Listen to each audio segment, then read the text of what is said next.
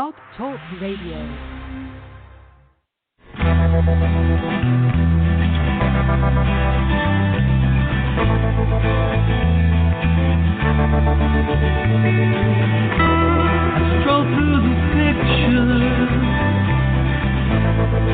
What I've left behind here once again.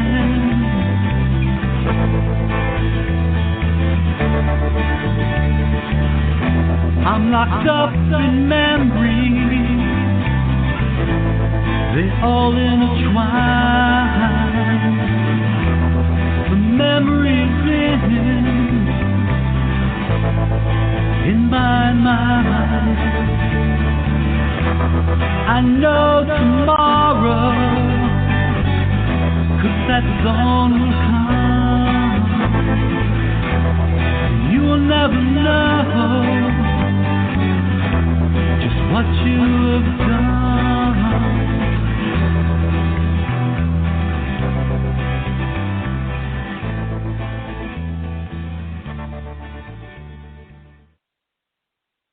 Well, good evening, everyone, and welcome to the NAASCA Stop Child Abuse Now Blog Talk Radio Show. NAASCA stands for the National Association of Adult Survivors of Child Abuse. And my name is Kim Lakin. I'm your host this evening, and my co-host, survivor professional, will be on with us this evening as well, and I'll introduce her in just a minute. But we have a single purpose here at NAASCA, and that is to address issues related to childhood abuse and trauma, including sexual assault, violent or physical abuse, emotional traumas, and neglect, and we do so with only two goals. One, by educating the public, especially as related to helping society get over its taboo of discussing childhood sexual abuse, also known as CSA, presenting facts showing child abuse to be a pandemic, worldwide problem that affects everyone, and two, by offering hope and healing through numerous paths and providing many services to adult survivors of child abuse and information for anyone who's interested in the many issues involving prevention, intervention, and recovery. And you can get some of that information on NAASCA.org. So that's N as in Nancy, AASCA, NAASCA.org. And there's so much information on there. You can find just about anything you're looking for on there. So this evening, we have, like I said, our survivor professional on. I believe that's who is on this call here. I don't know her number for sure, but you know what? I might just bring her on and make sure that I have the right one. Hello, is this Deborah Schleck? Yes, it is. This is Pastor Deborah. Hello. Thank you for being on. I'm sorry I wasn't sure because I was, I'm filling in for Victoria. She was going to be on tonight, but she's not able to. So I thought I would just check in. I can go ahead and introduce you like we usually do. You want me to do that? Give your introduction? Yeah, that's fine. Yeah, that's fine. Okay. I just wanted to check and make sure. Okay, hold on a minute. Pastor Deborah grew up all over the world in a military family where her mother was mentally ill and is now a survivor professional. She's living in Pensacola, Florida, and she's trained in ministry, mental health, working with substance abuse, and is a trauma-informed social worker, all in one. She volunteers with many community organizations. Pastor Deborah says she can minister by text, phone, Skype, or in person, and however the Lord directs her 24/7. I love that. She teaches that humans have three parts, being of spirit, soul, and the physical body, and believes that all three are very important and that each area needs care. We look forward to Pastor Deborah being an active member of the NAASCA family for a long time. And so we're going to welcome her back on, and you're on live then. I'll let you kind of take over. I don't know if you have a subject you were planning on talking about or what your plans are. So I'll let you just say. Okay, perfect. I was just going to say there one other person on the line. Okay, well, you can go ahead and introduce them. Oh, okay. Yeah, Yeah, it's our regular old friend, Philip. Hey, Philip. Hello. You're on. How are you guys? Hi. Hello. Good. Glad you're with us. Yes. Glad to be here. Glad you're here. Thank you. Thank you. How are you guys doing? I'm doing well. Good, Philip. I'm doing good, Philip. Okay, so we'll let you take over. I'll be quiet now, and then you just let us know when, or if we have a question, maybe we'll type in or something. Okay. You have questions, or let us have. All right.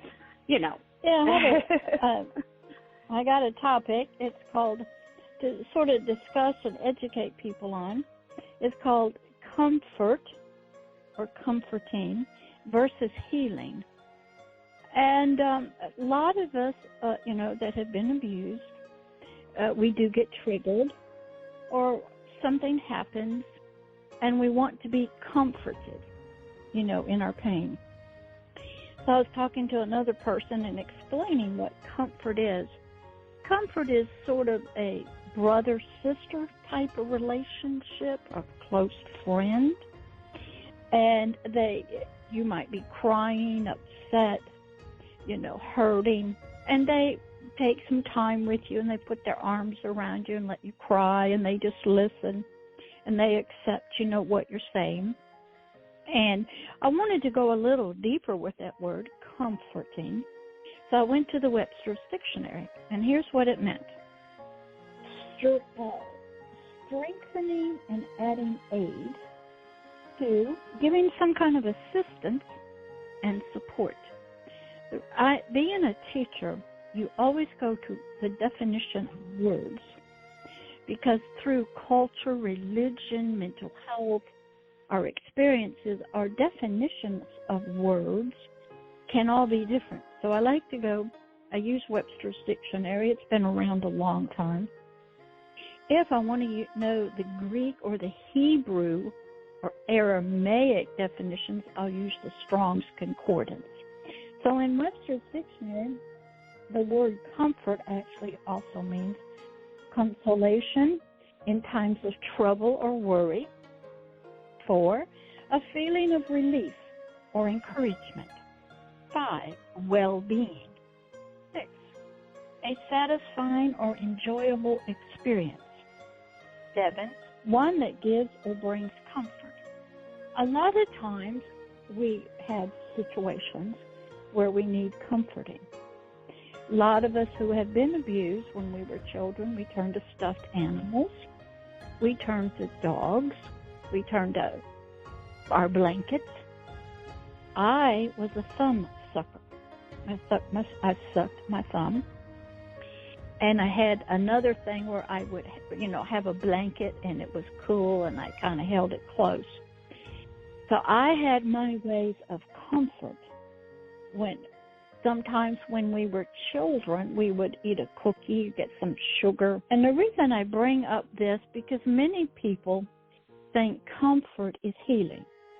That if I tell my story, I talk to a friend, they quietly listen. I've been in a support group, and I've been in many of those. I will get healing. But what happens is during that time, we're getting comfort. People are listening. They might cry with us. They might put their arms around us.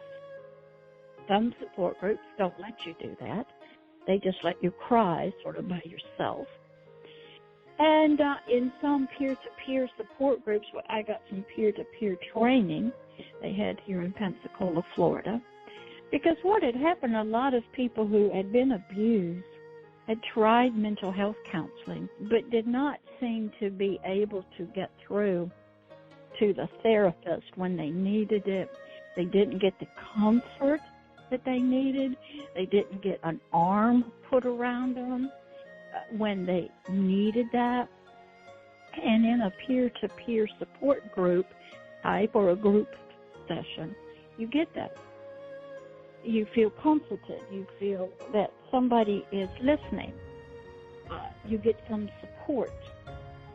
during that time you might be, say, telling your story, or you're just having one of those moments, that you've just gotten overwhelmed. And so comfort is real important. But what I learned in looking up the words comfort and versus healing, comfort is not healing. It's a momentary time when somebody's upset and they need an arm around them. They need to hold a stuffed animal or their favorite blankie. Or in my case, it was suck my thumb. And other people, eat. Other people do other things. In the peer-to-peer support world, when people are getting sort of anxious, they need a little widget in their hand. We used to do that years ago when we'd tap our pencil, on our desk, or our feet would kind of go up. We were experiencing something, feeling anxious, and it was releasing tension. So in providing ministry, I have to know the difference, comfort versus healing. So, Philip, does that kind of seem to be some definitions that you can understand from the Webster's Dictionary about comfort? Yes. Okay. When somebody has been abused, the child that most of us were, we find ways to get comforted. Now, we also will interpret that we are being loved back. But what's really happening, like when I was sucking my thumb and holding a blankie or something, close to me, I was getting comfort at that moment. Inside the biological brain and through my body's organs, because our body is either a pain or pleasure organ, my nerve endings were getting quiet. The neurons were calming down. Okay, maybe there was, I had thoughts of something or something had just happened, a fight or something. Activity was going on in my soul and my brain, and I needed to calm down the storm. So, I thought peaceful ways to do that. And what happens is comfort. We will do self-comfort to ourselves. If there's nobody around that, say, can put their arm around us, when we were little kids or as teenagers, especially most boys, they ain't going to have somebody put their arm around them, that kind of thing. But they will go out on the basketball field and play with their buddies and have sort of a friendship during that time. And doing a physical activity changes the brain chemistry. So what had been sort of come on you after the abuse, from whatever reasons, you calm all that storm down in your soul, in your nerves, through comfort. But then when I got into helping people in the spiritual ministry as a pastor, I realized people needed healing. I work with people with multiple personalities. Okay, well, I didn't learn that in mental health counseling because your master's level person does not get it. Very few of your psychologists, your PhDs, decide to train in that. I did a lot of psychological testing to find out if you were depressed or if you had multiple personalities, things like that. I did a lot of that. I worked with brain injury people, strokes, people who've had head injuries. So I worked with brain deficits and both biological, neurological, did a lot of testing to find out what, is happening up in the brain and things like that. My son, at 5 years old, he fell out of his bed and hit his head, had a head injury. Started having seizures where he would just blank out, walk away from you, walk out in the street, and have no idea. Eventually, he was doing that in school. They thought he was ADD. We put him on Ritalin, didn't change because ADD is 24/7. He wasn't like that at church or We finally got him on Tegretol, which stopped the seizures, but his brain had to heal. And so it did. It took a long time. We had a lot of testing done, psychological, neuropsych, things like that. So I was very familiar with brain injuries. Now, what happens in child abuse, not only is there physical things that happen to the body, nerves and pain and things like that, but if you get a head injury, that's going to cause other problems. But during the abuse time, there's a lot of hormones, chemicals, stimulation going on inside the brain. The event is being sort of immortalized in chemicals. It's in your brain, all your thoughts, all your pictures, your images, music that comes in, words, that all gets translated into neurochemical things, runs through the neurons, the dendrites, stored in places, and it can all be recalled based on release of hormones.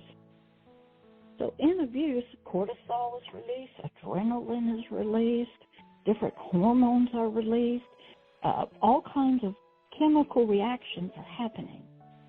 And they subside after a while, and the child is usually very tired. So in studying helping people to be healed from child abuse, a lot of people talk about, I need to feel comforted. Will you hold me? Can I tell my story? I want you to listen to me because it comforts me. It makes me feel that, I'm accepted. But with all of that, the person is not healed. So let me give you a definition by Webster's dictionary of what healing or to heal means. And it's different than comfort. One, it means to make sound or whole, like a wound. If you got a wound, when the wound heals up, the skin grows back, the blood vessels grow back, and there's no longer an open wound, a scratch, there's no infection, that's healed. 2, it's to restore to health. 3, to cause an undesirable condition to be overcome. 4, it's to patch up a breach or a division. Something's broken down, sort of like a dam's broken, and I got to fix it. It also means to restore to original purity or wholeness. And number 6, to return to a sound state. So comfort versus healing. So when somebody's been abused, now they're adult, and they want to get healed and sort of get their life back and be in control, and they don't want to get triggered, and they don't want to have those times when a memory comes back. We need some healing versus comfort. And I explained to this lady, we can get comfort from our brothers, sisters, mothers, fathers, pets, routines. Some people go to work, they get comfort in going to a ball game. It's fun. Your mind is taken off of something. It's comfort. Food, gambling. Some people get comfort in drugs, alcohol, any kind of addiction or obsession. Me with my thumb sucking and exercise, yes, because when you exercise, you are releasing different hormones and chemicals in your body that bring a lot of pleasure. And so what happens is, without a lot of abused people really knowing what to do, they're seeking comfort. They're, something's happened, they have a memory, a trigger, something comes up, somebody tells a story, they read something, they watch something, they start crying, they get silent and stuff. Sometimes they don't know why. And they need some kind of comfort. That's where a lot of your 24-hour calls come in. I used to get them. They just want somebody to talk to get them through the time that they're sort of having bad memories. But that's not healing because the memories are still there. When I got into mental health counseling, your job, their theory was, if you tell your story to me, what happened, and if you don't remember, I'll hypnotize you, and you can tell me from the deep part of you, the subconscious part, and I can sort of re-hypnotize you, or we can reimagine this event happening in a different way to change what's going on inside of you. That was one way of mental health counseling. A lot of mental health counselors believe some of this stuff is genetic. If you have a parent, brother, that's sort of violent, sometimes sexual issues, some therapists and people believe that the genes for that can be passed along. So there's really nothing you can do except get on medication and let's kind of drug you out so you don't and if we get the right dosage, you won't have the thoughts. You won't hear the voices. You won't have the nightmares. You'll be able to sleep. So, but that's not healing either. Okay? That's sort of like masking over, sort of closing the door and letting the monster stay behind the door. But I was trained and educated to bring healing. How I learned how to do that was at first I had to know all the different kinds of abuse, what had happened to you physically, emotionally.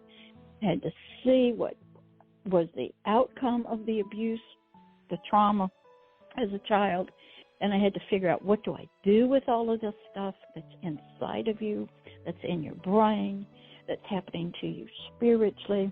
So I had to study all of that, and I did that, to understand what really happens and to find the pathway, sort of the road to healing. Anybody have any questions so far? No. No? Okay. So when no, I have to get my mute undone. No. Do you have any, Kim? No. Okay. No, I can just relate a lot, but so thank you for bringing this subject tonight. Okay, because I think a lot of adults are confused. I'm not sure that they've really faced that they want to be healed, because they may not know what that would look like. When I worked with, and I still do, a lot of people out of heavy-duty Satanism, occult, bad stuff. Let's say you got somebody that's in child pornography, grows up in it, ends up in all kinds of stuff. When you're growing up with abuse, you know the rules. You know how you're to respond. You go into your multiple personalities. Another one comes up and deals with the situation. You got one, okay. But they don't know what healing without that system of multiple personalities would be like.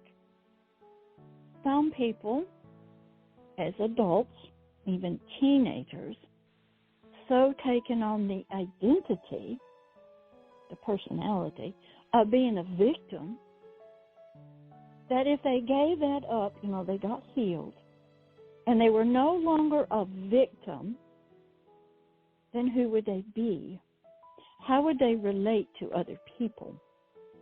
Some people end up getting on in America, they get on Social Security disability because of their abuse. They cannot work. So I would ask them because I work with the God of the Bible, if he healed you and you no longer have these mental health issues, these memories, the trauma, the triggering, you don't have that anymore, are you willing to give up your Social Security disability check and go to work like the rest of us when I was working in a job, 5 days a week or more, 8 hours a day? Are you willing to take care of your own kids, your parents, or whatever, take care of a house, do your housework, blah, blah, blah? You willing to do that? Most of them said no. They didn't want to do that. They didn't like their condition, but they didn't want to give up the money, and they didn't want to be responsible like everybody else. And they had so gotten used to this was their identity now. This is who they were, who they had become. And they were so afraid They didn't know who they would be, what the rules would be for their life, how they would relate to other human beings, either in their family or relationships, without that victim identity. And so people have to be taught that when you say, like Pastor Deborah, okay, my name used to be Jan, that part of me died on the inside of me by my own choice. And Pastor Deborah had to grow up, come sort of, you might call it reincarnation, rebirth, whatever you want to call it, on the inside. My name is Deborah Jan. I had been called Deb or Debbie by my parents, but in the 5th grade, we moved from Illinois to Alabama. I got in my 5th grade class, and they were going to introduce me. We were in the military. And there was already 3 or 4 Debbies in the room. So I said, my name is Jan. Right then and there, I created and became Jan. Went home and told my parents and my brother, please call me that. That's who I am now. Jan's life from that point on, it was not good, okay? But eventually, that part that I had created by my own thing had to die within myself, and Pastor Deborah had to arise. I had to go through a transition and a transformation. So victims of child abuse need the same thing. And it took me about 2 years to do that. Now, Deborah is my first name. I studied my first name, what it meant. My name was Deborah Jan. So I didn't change my name. I just went back to my regular name, Deborah. So I've had that healing. Jan had issues. Jan was the one in the 5th grade where most of the ick happened, and she did some bad stuff herself. Should have been arrested a lot of times, and never was. Jan had to pass away. Where'd she go? Who knows? But Deborah, who arose, had to learn how to look at Jan's life and go, I didn't live that. That was Jan that did that. Deborah, didn't live in that house. Those are not my parents. Whatever happened to Jan did not happen to me. Jan married that man, Jan's husband. Pastor Deborah's not married. Inside. And then I would get tested.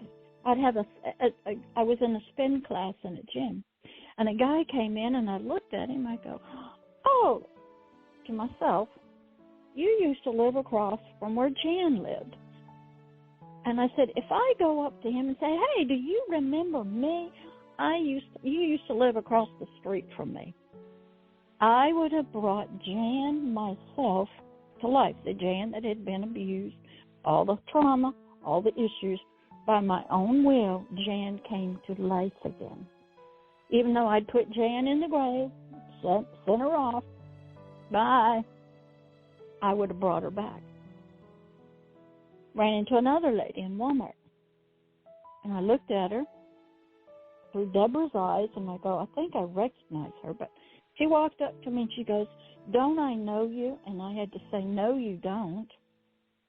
But I used to scuba dive with her as Jan, used to do other things as Jan. But if I had said, oh, yeah, I am Jan, and we used to do these things together, I would have brought Jan back alive myself. And I had to say to her, no, my name is Deborah. She said, well, you look familiar. I was tested to see, was I going to stay in the Deborah personality, or was I going to let this Jan, who had been, had all the issues with mental health and family, come back alive? So I went through this healing process with inside of me. Now, I didn't go see a therapist. I actually, being a minister, my healer became the Word of God. And God talked to me, and he said, you stay at home. I go, for what? He said, you need some healing. I go, for what? This is when Jan was near the end. How about 30, 40 years of it? For 2 years, I sat at home. Couldn't do ministry, didn't do anything, just read the Bible, worked out in the yard. And at the end of 2 years, I was released. Jan was gone. And then a lot of times the transformation happens, the fullness of it happened when my father became injured and I had to become his power of attorney. And you have to use your full name and stuff, and that's Deborah. So for 2 years I changed my checking account. I changed everything that I had with Jan on it, and I became Deborah.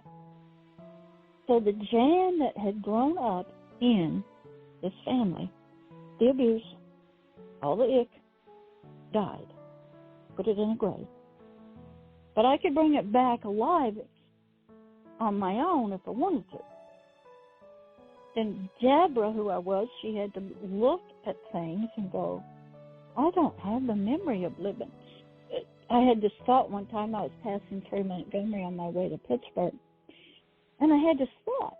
And I said, why don't I go by the house I used to live in? Just see what it looks like, memory. And I thought to myself, no, wait a minute. Jan lived there, but Deborah never did. Jan had those boyfriends. Jan was the one that had all that sex, did all those drugs, did all that dick. Not Pastor Deborah. So I had a battle inside of me because a thought would come, why don't I go by where I used to live? Why don't I acknowledge this person that Jan used to know? Okay? So early on in my transformation of healing, Jan, the thoughts were trying, well, you're Jan. And I had to go, no. I put her in the tomb 2 years. I'm Pastor Deborah now. And I never had those experiences. Those people, that mother that was that's not my mother. That's Jan's mother. Pastor Deborah didn't have that mother. It was a difficult time. So I understand when people have had sexual abuse, the trauma that gets going in the brain, all the biological things that happen to it. Throw in drugs and alcohol and the triggering and, continual. One of the best ways to continue reconditioning and strengthening somebody's memories and chemicals is re-abuse. You can see that if you watch the movie The Manchurian Candidate with Frank Sinatra. You will learn that after a while, they would bring him in, the guy that was created by the North Koreans, I think. They would do some work with him to see how strong the programming was for him to be an assassin. And so they did that. So what happens with abused people is when you get triggered in any way through the five senses, through experience, typically what happens is a strengthening of the condition. It gets reassured, and it's like it just never goes away. Are there any questions so far? I have, I guess I feel like maybe with me, I'm doing the opposite. It feels like to me I was always in charge. Even at 5 years old, I was always taking care of everybody in my family. And now my kids are grown, and I'm like, no, I need somebody to take care of me. And then I've also lived in an emotionally abusive marriage, and we're in the middle of getting divorced right now. So I'm ready to do things for myself and say, no, I need to start being a little more selfish, even though it's not really selfish. I know that. but it feels that way. It feels hard to do that because I've always just done the opposite. I've done what everybody else wanted and just been the sweet Kim, and I do, you know. And so I'm just tired of that. And my family sees that, where I stand up for myself more, you know, now, where I didn't before. Right. So I think, yeah, I've almost gone the opposite, I feel. Okay. Typically when a person's been abused, they do go in, they have a personality and stuff. They want to protect other people. And it's sort of a guilt thing, like, if I take care of you, maybe you won't hurt me. And it's sort of a self-protection, taking care of other people, okay? Because you take your mind off your problems. You're sort of trying to protect other people. But then when you go to sleep or you have some other stuff, you know, you're unprotected. And so we sort of overcompensate by helping other people. And typically, unless you've had some very deep healing, not comfort, you are going to make some bad decisions when it comes to a marriage partner. I like what Joyce Myers said years ago when she first married her husband. She said he must have felt like he was living with 28 different people. Now, she won't say it that she had multiple personalities, but she did, because she was abused by her father. Yeah. It's there. We are wonderfully created beings. The Bible tells us if you think something in your heart, your mind, you are. God gave us this gift of survival for the spirit and the soul for children. It happens automatically. We become somebody else. We separate, we disassociate the feelings, the acts. One part of us we think survives if we have to become a dog, a cat, whatever during that time. Our body goes through it. We can't stop it. We're too young. Our emotions are out of control. The chemicals are out. Hormones are turned on way before they're supposed to be. Everything's out of whack chemically. And trust has been broken. We've been abandoned, rejected. The anchor of love that's supposed to come from the mother. And so we're a mess. And what happens is, but God knew that was going to happen, and he provided a way of survival through disassociation. Even in mental health counseling, those people that train, they know that creating different identities, disassociation, is a defense mechanism of our brain, of our soul, our subconscious. And their feeling is it's okay when it was happening when you were younger and everything that needed. But now that you're older, you don't need all those parts. But what happens is I had girls living in my home that were both had multiple personalities. And they'll see a therapist and they'll be on medication. And then they'll get tested by a psychologist, for insurance facilities. But the system that is there will not openly say, by testing, which goes in the insurance, your files. They will protect the system, okay? Because the system will protect itself. One of the great movies to watch this is Sybil, and to see how she got triggered and how she went into her multiple, but she was unaware of it, okay? And show how her mother abused her and stuff. It's hard to watch. There's a lot of these kind of videos or true stories on YouTube. So multiple personalities is a defense mechanism, and we all have it. We all have different roles we play. I'm a wife, a mother, a grandmother. I was a worker, your housekeeper. We all go into different identities and roles. But we all have a name, okay? So sometimes, not everybody, healing in order to come out of this cycle of abuse and triggering, that kind of thing, we need more than just comfort. We need more than just telling our story. We need healing. And it can come in many different ways. And I'm sure a lot of people need healing from drugs and alcohol. Maybe poor nutrition. Maybe they haven't been sleeping right, so their sleep stuff is all messed up. And they haven't been eating right, so they, got other health issues. And, their relationships with the opposite sex or the same sex, it's all messed up. And there's usually just unresolved anger in there. And there's no place to put it. And who do you blame? Sometimes the person that did it is dead, and you're just a mess. And so I wanted to bring up that topic of comfort versus healing.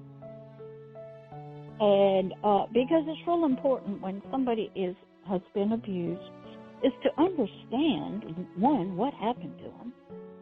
And you may not know all the different reasons why it occurred, but you can understand through study the biological things that happen, the mental things that happen, and then understand how there are parts in you frozen in time that are still being abused, locked behind doors, and it just takes a trigger and the abuse happens, and in your dreams, and how healing occurs.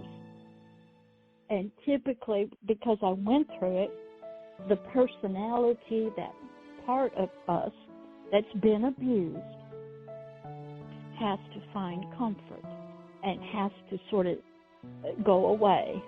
And another great movie to see this is the movie The Cell with Jennifer Lopez.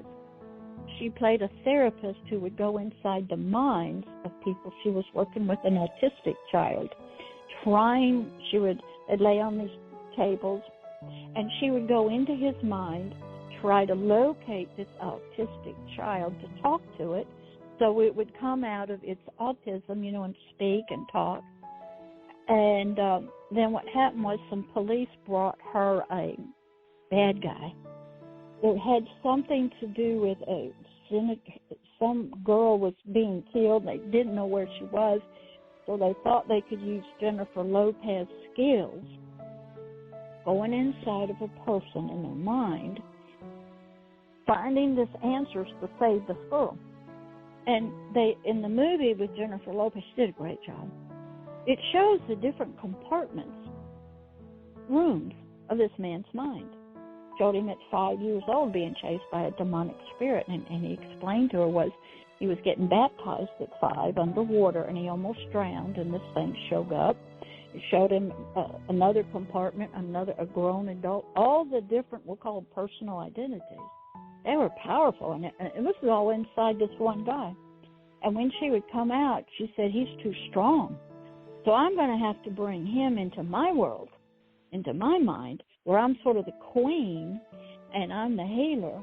And how she ended up helping this person, because he had a bad life, was that she took the little boy and she poisoned him in water. Then he passed away. And so the core, the child that had caused all of this, the issue that had caused all of the problems, the incomplete baptism, the fear of death and stuff, when it got taken care of inside of him, he was able to pass away into death. But they did get the information from the little boy, before it happened. So I would watch these kind of movies, and I was learning about what goes on the inside of an abused person.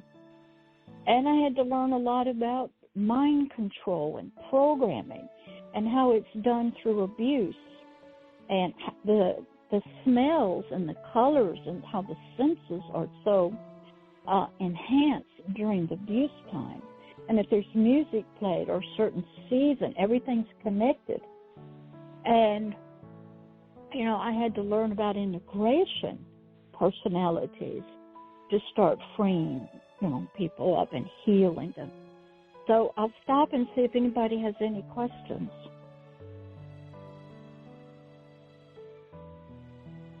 I think it's fascinating.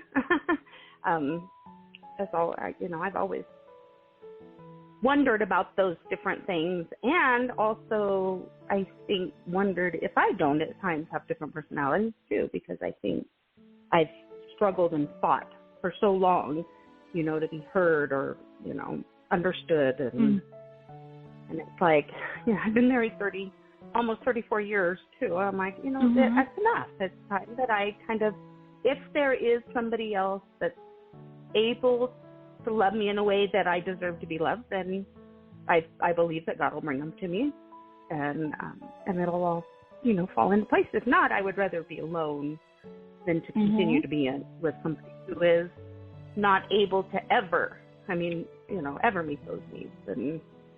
And I noticed it a month after we got married, you know, kind of his abuse. Well, typically, just an abused person. Yeah. Okay.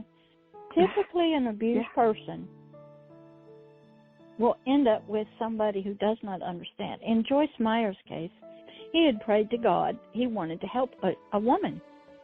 He just didn't know. Okay, that was his prayer. And he was friends with Joyce's brother, I think. She'd been abused as a child and everything. The family knew about it. She'd already been married once, had a kid, and they met. And God said, that's her. Now, he didn't know what he was getting into, but he had prayed the prayer to help a girl.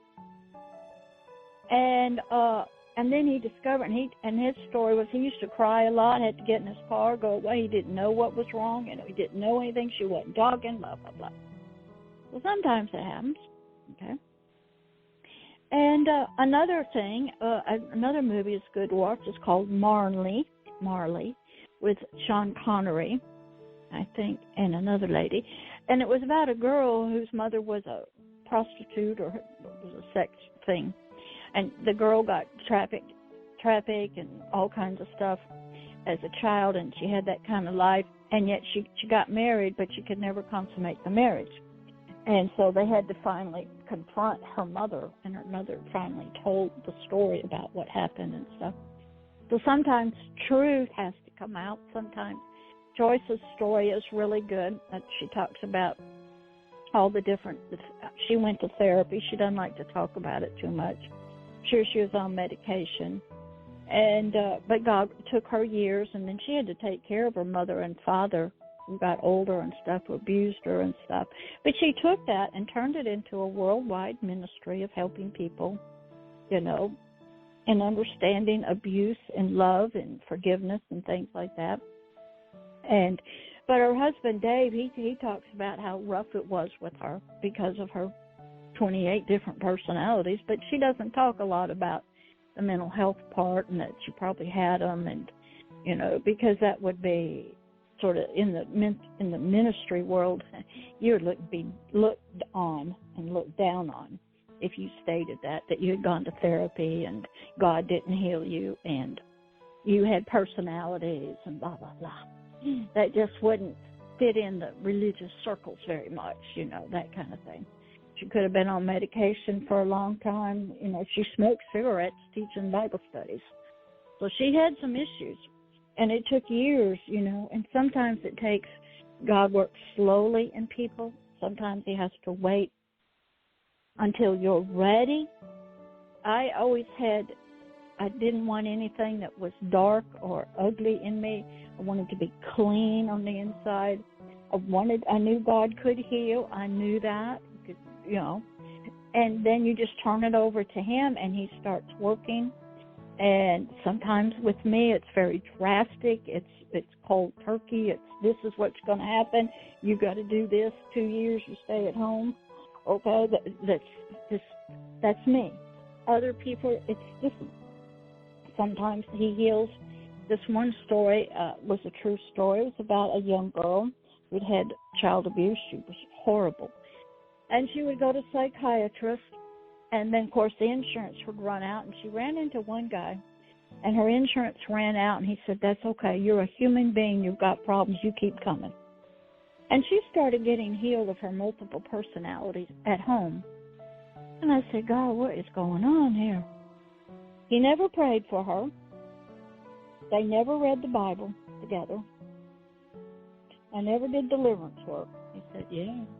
But that psychiatrist, loved her as a human being and kept seeing her and helping her without charging her any money. He says, I can work in that atmosphere between two people. She wanted to be healed. She wanted healing. He was trying to help her. I will work in that atmosphere. I will bring healing to her. And the enemy that caused this, I'll kick him right in the fanny. And I'll show him that no matter how bad it was, I can still heal when there's an atmosphere of love, not sexual, but deep agape love between two people, one trying to help the other. I'll work. And I go, okay, all right. I had to have true stories. I had to see it. I had to read it. I had to believe it. That just getting comfort, it is good, and at the time it needs. You know, like I said, I sucked my thumb. I had to have braces from it. Some people turn to alcohol, sugar. You'll see that when kids are upset in Walmart. They're crying. Their mother or grandma gives them a cookie. Changes their biological body. They get addicted to sugar. And then when they grow up and they get stressed out, they go to cigarette smokes, alcohol, drugs, sex to bring peace. So there's no peace in their life. So comfort can become, you get comforted by winning the lotto, playing bingo. You get comfort from your everyday life and going to a ball game and, whooping and hollering. And you buying, shopping, eating, drinking. Some find it in sex, because it's very pleasurable after the orgasm. Some people just want to zone out. So they watch all kinds of funny stuff on television, And if you do, say, like aromatherapy, when you breathe in the aroma stuff, it goes up your nose right to your brain. It makes brain changes. So we're working through our five senses in our soul, which is of the biological brain. But at the same time, we got a spirit in there. This is in the ministry part that can also be abused and be tormented and have issues. So I had to learn how to work in all three areas and understand, that kind of stuff. Any questions? Philip, I don't know if he's still there. He usually leaves kind of early. Kim, you got any questions? Maybe she's on mute. Huh? Are you there, Philip? Yeah, I'm here. I don't know. They've been having trouble lately, and sometimes it's, that I only get one person, but I guess we'll carry on, right? Have you been doing okay? Better than I used to be. Yesterday I had some anxiety. You had some anxiety? Okay. Do you know what anxiety is? A bad feeling, a nervous feeling, right? Anxiety is the medical, psychological term for fear. You were afraid of something. Fear of death is what it is. And when that hits you, that thought, the chemicals in your brain get changed, and you get nervous feelings in your nerves. There's an actual, I had to study it, there's an actual nerve called the vagus nerve. Runs from the head all the way through your stomach and down. That's why when you get nervous, the nerve in your stomach, remember we're filled with nerves that receive pain or pleasure. We're a biochemical being, so the mental health likes to use the word anxiety, which sort of kind of dims down what's really going on. It's really the fear of death. That's what it is. You're afraid of dying. It's a big thing. Fear's there. Fear what? Death. And that's all it is. But when that thought comes, chemicals are released, hormones are released, nerves are activated, memories are, kicking off up there in the brain. Your five senses are more alert because of all this, because you're in that fight or flight syndrome. Have you ever heard about that? Yes, a little bit. Okay, what it is if your eyes, say, see smoke coming and fire out of a electrical outlet, your body within nanoseconds has to do two things. Either get up and run, so you need adrenaline, cortisol, you need some strength, energy, sugar, or you need to have that same stuff to put the fire out. So when fear comes, all of those hormones are released in your brain, and you're a mess. Okay? That's about basically what it is. It's the fear of death. And it's chemically... The fear of death? Uh-huh. That's what anxiety is, fear. Something's triggered your fear. Okay. And it's typically fear of death. Fear can be magnetized. Panic attacks, have you heard of them? Yes. They can be very severe. And, but fear is really probably in your way.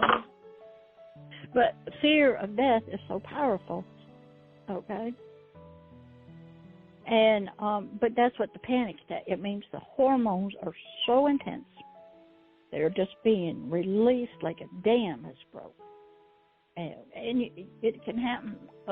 You get at a stoplight and you can't remember which way you're supposed to go, left or right or straight, and you panic. Fear sets in. Oh, okay. Okay. Kind of springs from, like, somebody getting angry with you and being impatient with you. Like, for example, if I was driving and my dad was yelling at me when the light turned green to go and telling me to hurry up, you know, when I was trying to do my thing or whatever, like, I might have flashbacks of that, and that might cause me to forget. Yeah. So it's thoughts, memories, chemicals, neurochemicals, nerves, okay, all going off at the same time. Okay. And the reason how I had to learn this, because when I work with brain injury people, and you put the electrodes on their head, the electricity that's happening in their brain, it's all chemical, electrical. It's water, it's blood, sodium. You know, there's a biological brain up there, and it's got blood vessels in it, and it's got, the blood has to have water and stuff, and so we're supposed to be a balanced system. Okay? The right amount of water, nutrients, protein, calcium, not too thick of blood, okay? No obstructions in our system. But we have hormones because we live in a natural world where sometimes we got to fight, so we need some strength and energy and sugar, and our muscles, and then sometimes we got to run. We need the same chemicals to fight or run. It's going to happen, okay? You come up and somebody runs a red light and almost hits you. Okay? Shock. Okay? But then a thought comes, I could have died. That's fear of death. So I don't like using, but that's the term that mental health and psychiatry use, is anxiety. It really dims it down. It doesn't sound so bad, but it's really just fear. That's all. I have to go. I have a meeting to go to. Okay. All right. I love you, dear. You take. Oh, goodbye, guys. Thank you for talking to me. Bye. All right, Philip. Okay. All right, Kim. Have you got it? Hi. Can you hear me now? Yes, ma'am. You can hear me okay now? Okay, awesome. Yes, ma'am. You must have been muted before. I was, and I have some new earbuds, and so I accidentally muted the earbuds. I don't usually mute them, and I couldn't get them undone. So I'm learning my earbuds still. So I apologize about that I just lost you there. Well, Philip filled in. He does real well. So we were talking about, just memories, and he was talking about anxiety. And I was talking about comfort, versus healing. And people that come to NAASCA, I hope all their goals are to get healed. They might start off, telling their story and finding comfort, and that other people believe them of what happened. But then they need to take that next step of find somebody or some way to be healed. The problem is within a system, when there's multiple personalities, you have some that don't want to get healed. And they don't know that they're even in, I think it was Sybil, she had one, she goes, I've never been abused. That's not my mama. That didn't happen to me. But this was her defense mechanism to survive it. So each of us have it, capable of doing it. And you might, as you're going through your divorce and stuff and wanting a quieter life, it might be the time that, more healing's going to happen because you're not having to concentrate on other people. You can concentrate more on yourself. Okay? And that sometimes that's what's needed. Like, why God sent me at home for 2 years? I don't know. He didn't tell me. He just said, that's what you're going to do. And I said, well, why? He says, you need healing. I go, from what? It didn't even click in my brain. He said, how about 30, 40 years of ick? Now, he knows what's there. I don't have to know. And I don't have to know his ways. Now, in mental health therapy, as we know, it costs money. And I used to work with people. They would get their mental health counseling through their employment. Well, you got about 3 sessions that they would pay for, and that was about it. And then you had to pay. And you're going to come see me, you might start at paying me $100 an hour for 50 minutes. And then if you need to see a psychiatrist once every 3 months, that might be $180. And then you have your medication on top of that. So healing becomes very expensive. And, if you go to a community mental health center, a lot of the therapists, they got their own issues. And a lot of them are unresolved abuse people themselves, trying to help other people. And so it gets rather expensive to seek healing. And most of your pastors have no training in it. They do not volunteer in any of the abuse shelters or anything like that. And they haven't had the studies of that. And they just, don't know what to do. So the person who's been abused kind of just goes through life doing the best they can, and that kind of thing. So what are your plans? Can you hear me? Yes, ma'am, I can. Yeah. Okay. Yeah, I accidentally touched them. They beeped again, so I went ahead and touched them again and made it happen. I have some ideas, and luckily, God did send me a man that at least took care of me financially, and I so appreciated that, and I was able to raise our kids, and now we have 6 grandkids, and we have a home that we've been in for 28 years, so, we'll be able to sell the home and split that. I had just really, really struggled with the main thing was getting him to understand me at all. And, he doesn't want to go to any kind of counseling unless I ask him for a divorce, then he's all up for counseling. But there's been many, many years, and I spent 30 years in my church. He didn't go to church with me when I was raising our kids, and I took our kids because I wanted them to have that foundation as well. That was important to me. And he stayed home. He wasn't always working. Sometimes he was, but not always. And so now we're at the point, and I pray. I worked in children's ministry, and I prayed for him in my Bible study groups and everything, and I also worked in kind of ministry positions most of my life, and so I also, this point, not that I don't probably do as much going to church as I used to, and God pulled me out of my church that I raised my kids in, and it was very obvious that I wouldn't be able to get into the child sexual abuse prevention area with their support, and so I think that was needed. at the time, and I'd been there for a long time.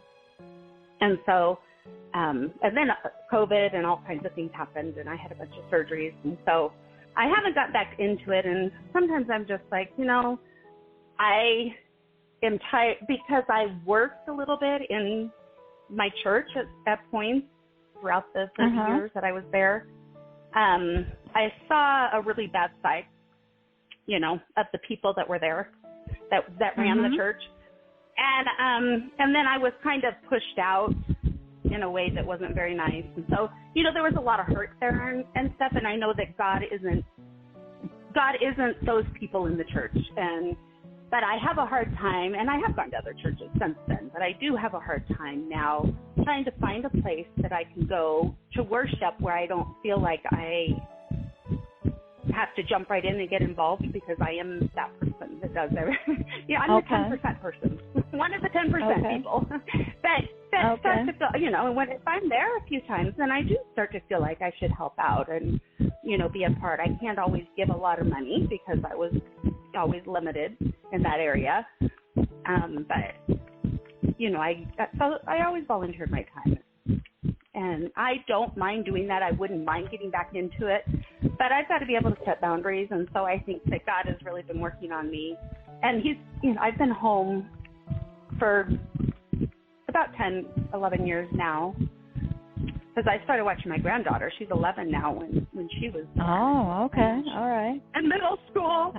So, oh, my gosh, I'm not sure how that happened. But, so, yeah, I've been home, but doing things, because I do, for the last 8 years, I've been doing Darkness to Light, Spirits of Children, which is, I don't know if you're familiar with it. It's a program that I can go out into my community and teach the adults about child sexual prevention. So, yeah, I'm doing that still. So I spoke it out. But here's what slowly happened. I used to do all that. And then God said, you stay at home. And what happens is, we'll start with church. I did the same thing with you as you did. Got kicked out of churches. I don't do church anymore. I watched for years online. You can get your praise and worship, put music on at home, get on your knees, on your face. Yeah. You can have a praise and worship at home. Because praise and worship is not fellowshipping with the people. And I get a lot of people, I go, honey, I'm going to fellowship with God. He's more important than you right now. And I've been there. I know how the religion works. What you need, instead of fellowshipping, you need teaching. You need to go slow. That's why I give these words and definitions. You can get a lot now of church online. Church is there to teach the word. It's really not, and people are always supposed to fellowship. Oh, honey, been there, done that. I don't particularly want to fellowship with those people. Been there, don't need it. But I want teaching. So I was a member of the Bahamas Faith Ministries, watched it online because he was teaching on the kingdom. And you'll switch around, and there's some great teachers out there, and you watch them online now. So you're in church. You can donate tithes to them if you want to, okay? As we get older, okay, and our health and things, and as you saw with COVID and the weather, most people are on social media now. They're getting their life lessons, their healing, their teaching on social media. They're going to YouTube, Instagram, Twitter. They are getting what they need, okay, teaching them how to pray, that deliverance on social media.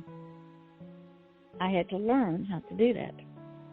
I didn't fit in the box called religion. I even went to an LGBTQ church, got kicked out because they were afraid. I'm just loving them, and I'm volunteering in their ministry.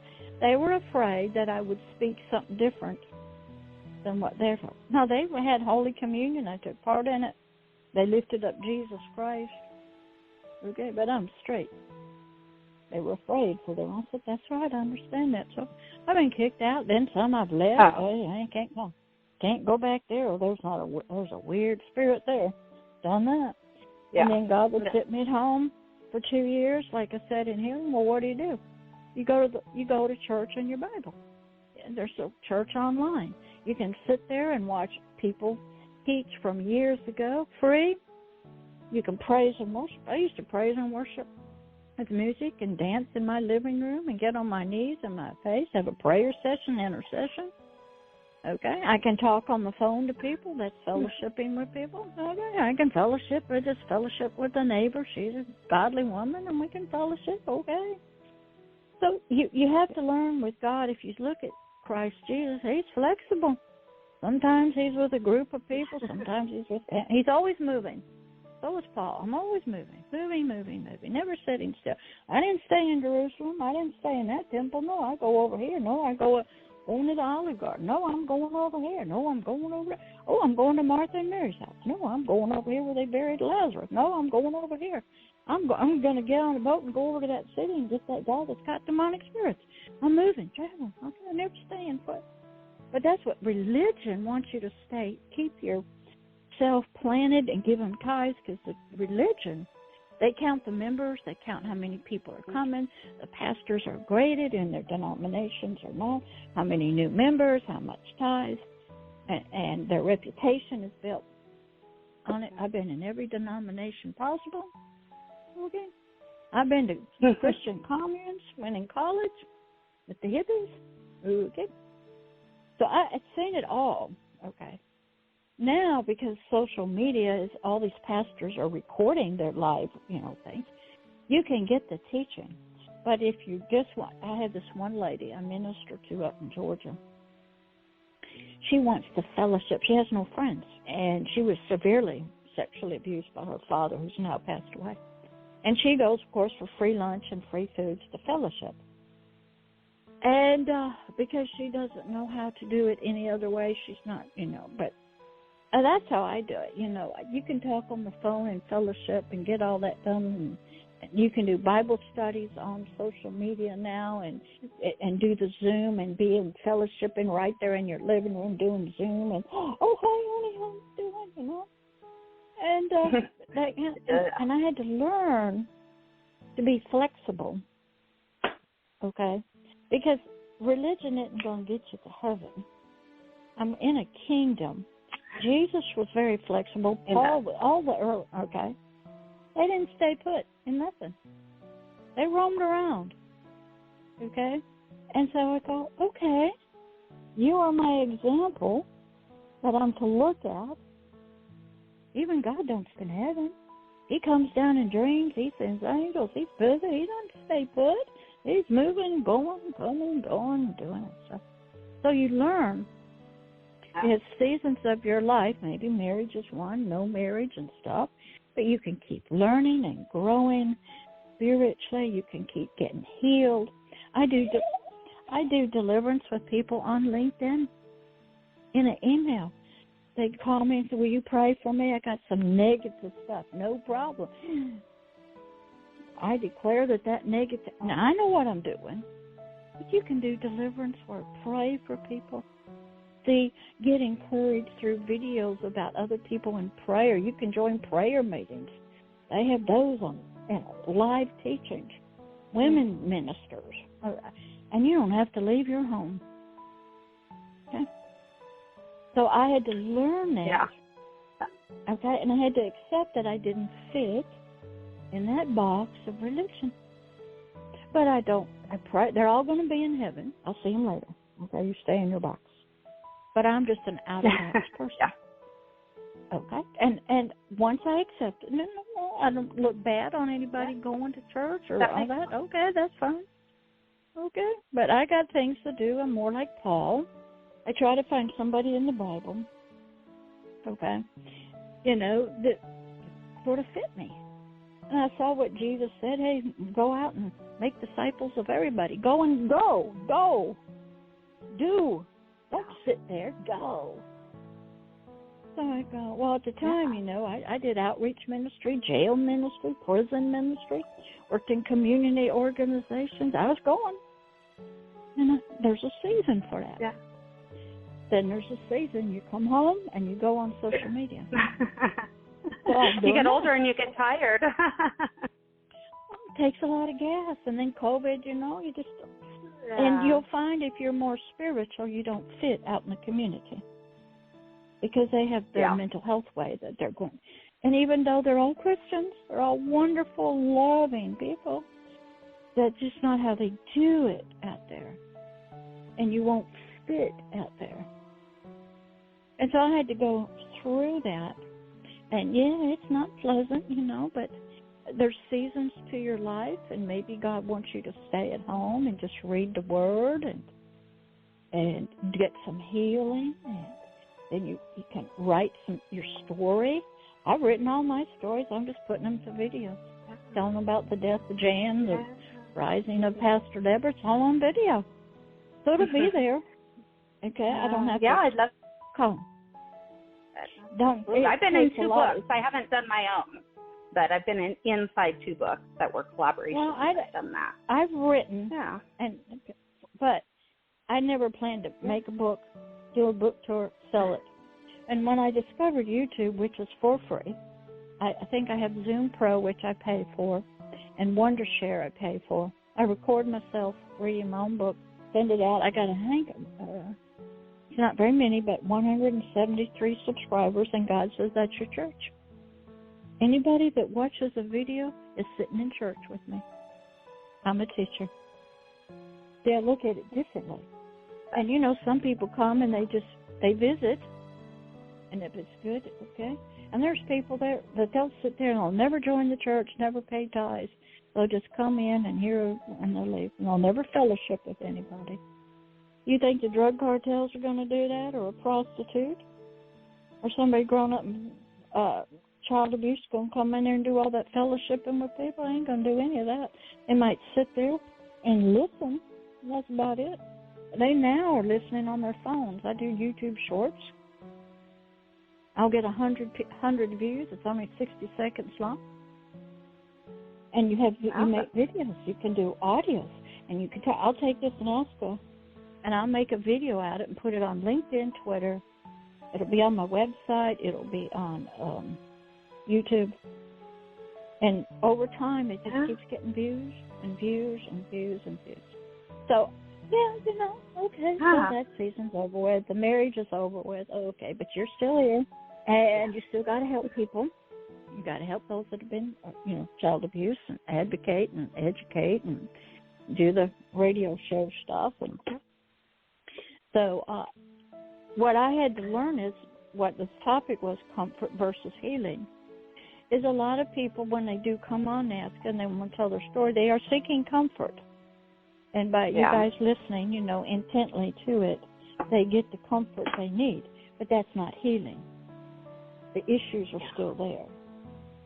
Okay, then when you get your fullness of your healing, you can tell your story without breaking down and crying. And you can reach other people who haven't gotten healed yet. But when you yourself need comforting, you can't really heal and be a part of the healing process, because comfort's not healing. Okay? It's just bringing peace during a troubled time. And I got about 8:19. Is there anything you need to, say about or ask me a question about? No, that just all makes perfect sense. I think, being in the position now of a host, I've been on NAASCA for a few years now. I feel that I can see the difference, and now that I'm out educating people as well. So I kind of get both of those aspects in different ways. And I can see the difference in the education. The education makes me, when I go out and educate adults, that I can't imagine feeling any more rewarding in a job than doing that. And I love it every single time I go. Yeah. All right. And so, the reason is we all have that teaching quality, especially the mothers, because we grew up teaching children. And that's why you always hear teachers in school, they just have this they love to teach the young people. Teachers are valuable. And even in history, they were called master teachers. They would take the young people, the young adults, and train them up to be ministers and government officials and understanding life and the country and the nation, and would teach them through poetry and experiences. So teachers did high up. Now, they had to be educated themselves, and they had to do that, but not everybody's called to be a teacher like a boot camp instructor. His tactics are tough, okay? But a mother, a female, is sort of a born teacher.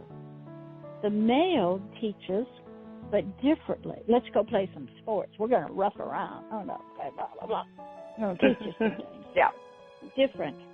But teaching's the background. If you study human development, even in the womb, and as soon as the baby comes out, we're looking at the eyes. It's listening.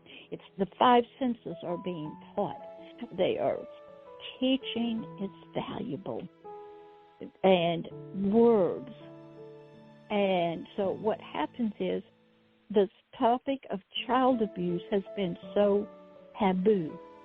People don't want to think about it. You're blaming the parents. Oh, we don't want to talk about that. Just the bad guys, the human traffickers. You know, the human traffickers are not the first groomers of a child. It's the parents. They groom the child because of neglect, abuse, whatever, and the trafficker is sitting there waiting for a damaged product, a prey, to show up. But the parents are the first traffickers, abusers.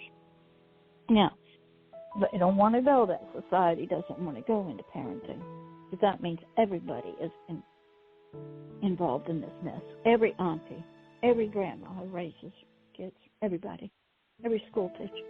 And they don't want to look at themselves. They want somebody else to be the bad guy. And they don't want to talk about it.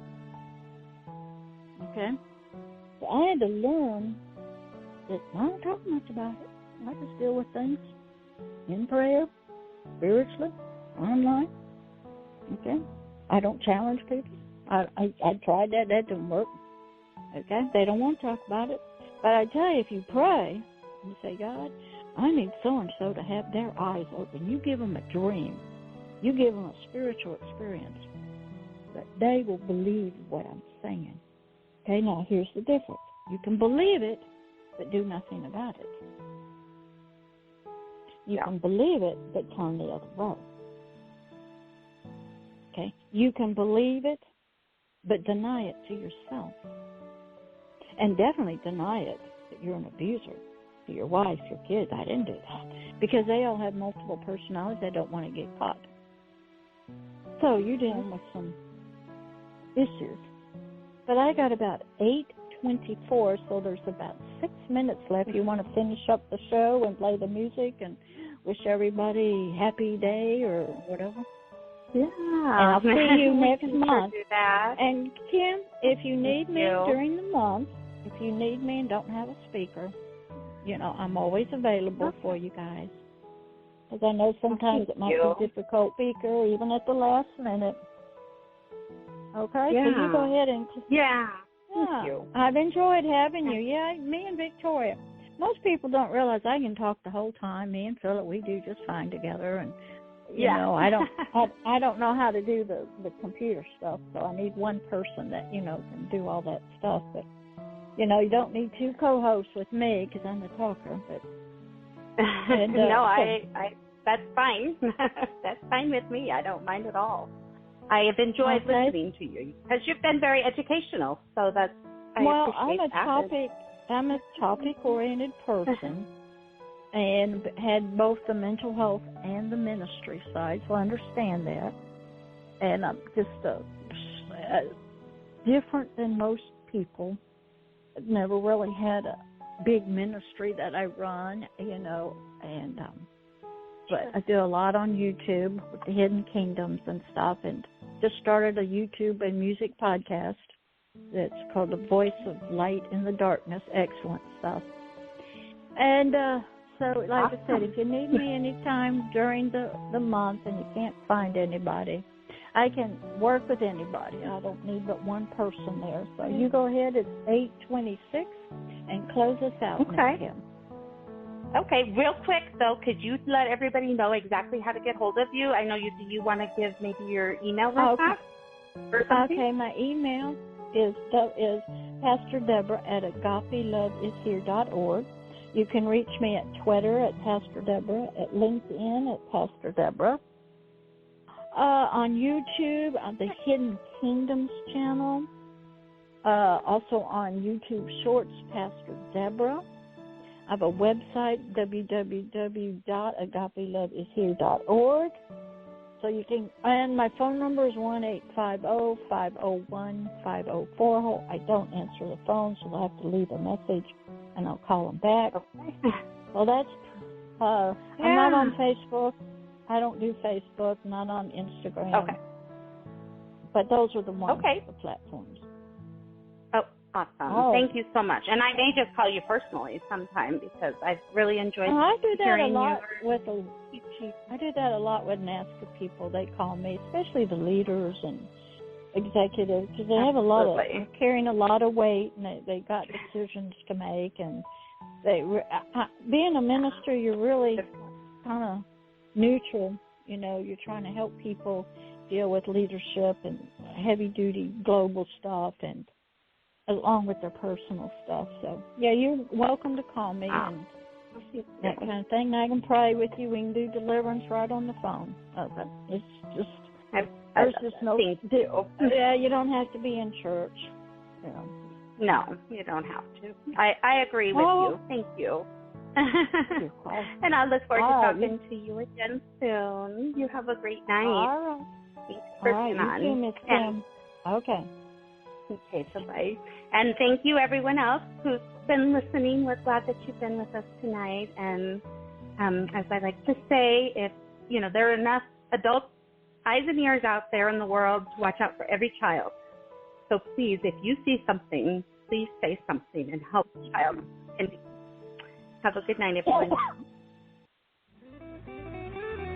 I'll know tomorrow, 'cause that dawn will